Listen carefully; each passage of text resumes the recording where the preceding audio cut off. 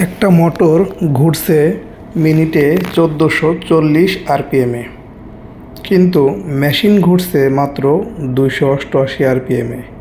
এই ম্যাজিকটা হয় কিভাবে? উত্তর একটাই, গিয়ার রেশিও।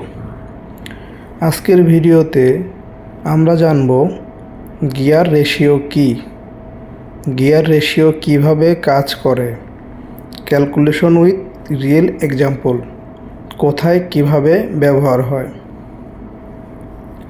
প্রথমে আসি গিয়ার রেশিও কী।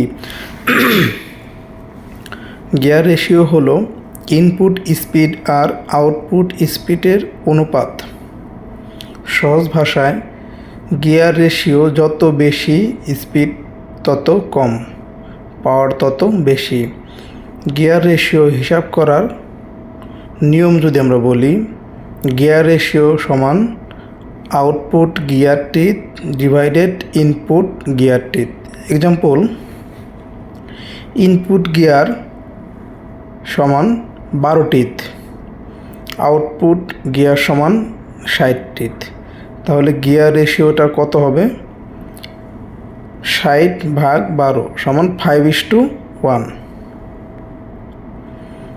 এবার যদি আরপিএম বেসড হিসাব করি, gear ratio input RPM divided output RPM. Example, input RPM 1440, output RPM 288। তাহলে গিয়ার রেশিও কত হবে?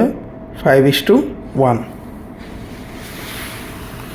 কারণ গিয়ার রেশিও সমান input RPM divided output RPM. Gear ratio কাজ করে কিভাবে? ছোট গিয়ার দ্রুত ঘুরে, বড় গিয়ার ধীরে ঘুরে।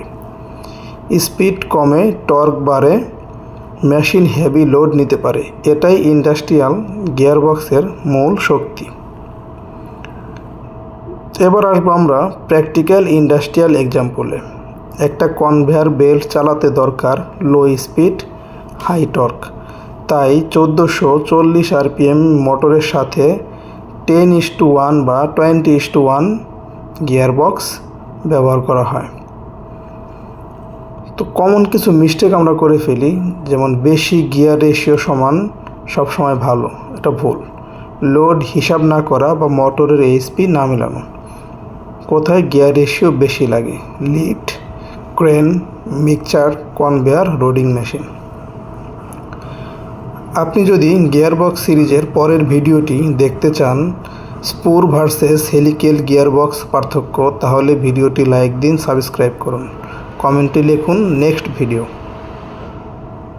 এই ভিডিওতে গিয়ারবক্স রেশিও কী বা গিয়ার রেশিও কী, গিয়ার রেশিও কীভাবে হিসাব করতে হয়, ইন্ডাস্ট্রিয়াল গিয়ারবক্সে গিয়ার রেশিও কেন গুরুত্বপূর্ণ, সব কিছু সহজ বাংলা ভাষায় ব্যাখ্যা করা হয়েছে।